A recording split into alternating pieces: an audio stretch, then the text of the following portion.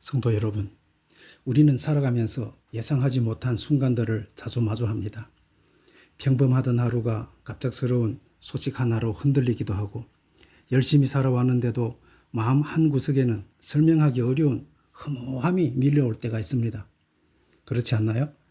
사람들 앞에서는 담담하게 살아가는 것처럼 보이지만 정작 혼자 있는 시간에는 마음 깊은 곳에 한숨이 새어 나오기까지도 합니다. 특별히 인생의 길이 내 뜻대로 풀리지 않을 때 우리는 점점 마음이 지치게 됩니다. 기도는 하지만 응답은 더디게 느껴지고 최선을 다해도 현실은 쉽게 바꿔지지 않으며 세상은 여전히 불공평하게 돌아가는 것처럼 보입니다. 그럴 때 사람들은 조용히 흔들리기 시작합니다. 하나님은 과연 지금도 나를 붙들고 계실까? 왜 믿음으로 살아가는데 이다지도 힘겨울까? 정말 하나님께서는 내 앞길을 인도하고 계시는 걸까? 라고 흔들립니다. 오늘 우리가 함께 묵상하는 시편 22편부터 24편은 바로 그런 인생의 깊은 흔들림 속에서 하나님을 붙들었던 다윗의 믿음의 고백입니다.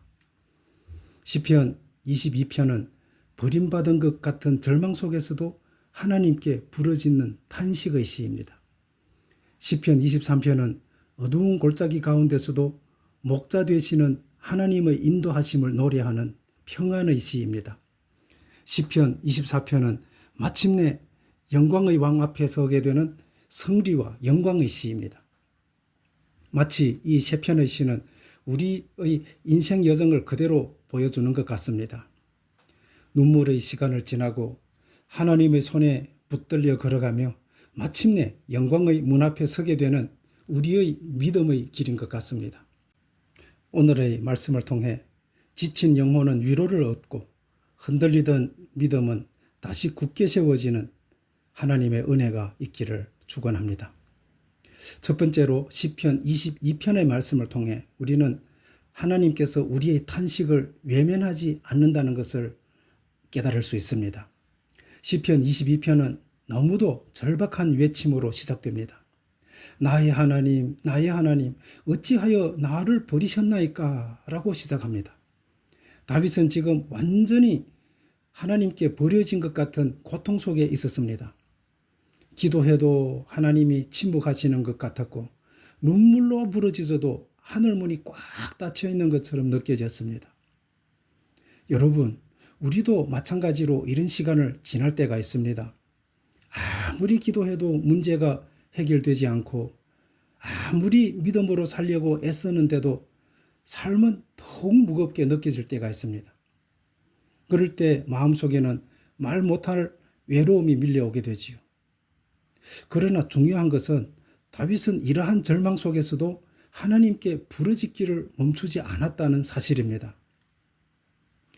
그렇습니다. 믿음은 언제나 강한 모습만을 의미하지 않습니다. 눈물 속에서도 하나님을 붙드는 것, 아무 힘이 없어도 하나님께 또다시 무릎 꿇는 것, 그것이 진짜 믿음이 아니겠습니까? 다윗은 우리 조상들이 주께 의뢰하였고 주께서 그들을 건지셨나이다 라고 고백하면서 고통 속에서도 하나님을 기억했습니다.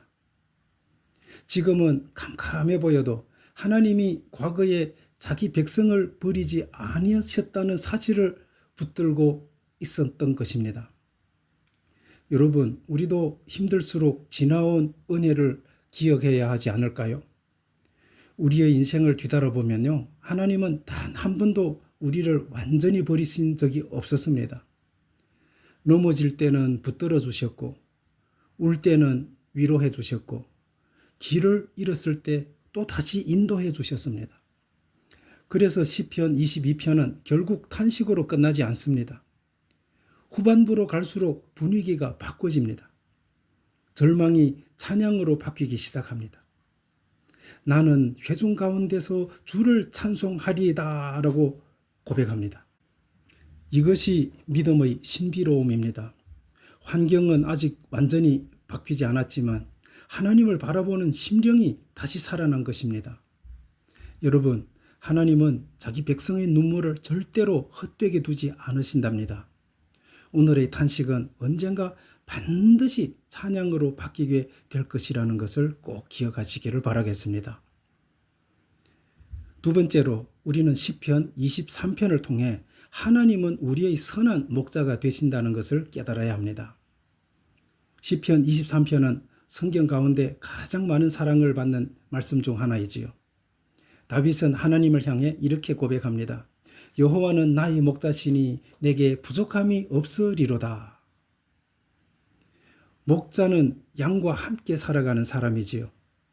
양은 방향 감각이 약하고 쉽게 두려워하며 혼자서는 살아가기가 힘든 존재입니다. 우리의 모습이 그렇다는 거죠. 겉으로는 강한 척하고 살아가지만 조금 문제가 생겨도 쉽게 불안해지고 흔들리는 것이 우리의 모습입니다. 그래서 우리에게는 반드시 목자가 필요합니다. 다윗은 그가 나를 푸른 초장에 누이시며 쉴만한 물가로 인도하시는도다 라고 말합니다. 세상은 우리에게 계속 끊임없이 쉼없이 달리라고 말합니다. 더 성공하라, 더 높이 올라가라, 돈을 더 많이 벌라, 남보다 뒤처지지 말고 노력해라 라고 끊임없이 몰아붙입니다. 그러나 하나님은 지친 영혼들에게 쉼을 주십니다. 진짜 쉼은 단순히 몸이 쉬는 것이 아니지요. 하나님 안에서 마음이 평안함을 얻는 것이 진짜 쉼입니다. 시편 23편의 중심은 바로 4절의 말씀입니다. 내가 사망의 음침한 골짜기로 다닐지라도 해를 두려워하지 않을 것은이라고 고백하지요. 여기서 중요한 것은 믿음의 사람도 골짜기를 지나간다는 사실입니다. 신앙생활을 한다고 해서 인생의 어려움이 완전히 사라지는 것은 아닙니다. 질병의 골짜기, 경제적 어려움의 골짜기, 인간관계의 아픔과 외로움의 골짜기를 우리도 다윗과 마찬가지로 지나갑니다. 그런데 다윗은 이렇게 고백합니다. 주께서 나와 함께 하심이라. 이것이 믿음의 핵심입니다. 고난이 없는 삶이 아니라 고난 속에서도 하나님이 함께 하신다는 확신입니다. 이 확신 때문에 성도는 완전히 무너지지 않습니다. 요셉도 그래했고 모세도 그래했고 믿음의 선진들은 다 하나님께서 함께 하신다는 것을 확신했습니다. 하나님께서 오늘도 우리를 붙들고 계신다는 것을 확신하는 저와 여러분이 되시기를 소망합니다. 세 번째로 시편 24편을 통해 우리가 깨달아야 할 것은 영광의 왕께서 들어오신다는 것이죠. 시편 24편에 이르면 분위기가 완전히 달라집니다. 탄식과 눈물을 지나 이제는 영광의 찬양이 울려 퍼집니다. 땅과 거기 충만한 것과 세계와 그 가운데 사는 자들은 다 여호와의 것이로다 라고 다윗은 선포합니다. 세상의 진짜 주인은 사람이 아니라 하나님이시라고 말합니다. 우리는 때때로 세상이 악인들의 손에 있는 것처럼 느껴질 때가 있습니다. 그러나 결국 역사를 다스리시는 분은 하나님이십니다. 그리고 시편 24편은 중요한 질문을 던지지요. 여호와의 산에 오를 자가 누구인가? 라고 질문을 던집니다. 그 대답은 분명합니다. 손이 깨끗하고 마음이 청결한 자라고 성경은 말씀하고 있습니다. 하나님은 겉모습만의 종교성을 원하지 않으십니다.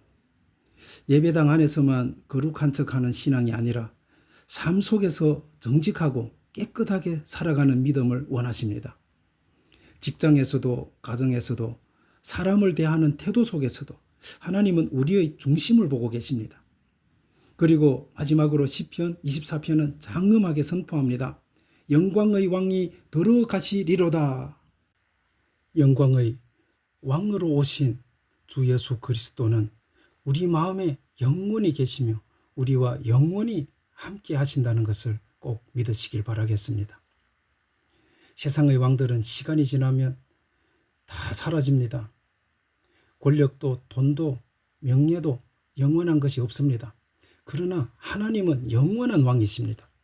그리고 하나님은 자기 백성을 결국 영광 가운데로 인도하실 것입니다. 눈물의 골짜기를 지나게 하시지만 결코 거기서 끝나게 하지 않으시는 하나님, 우리의 왕이신 하나님을 우리 함께 감사하며 찬양하며 그 하나님께로 나아가기를 바라겠습니다.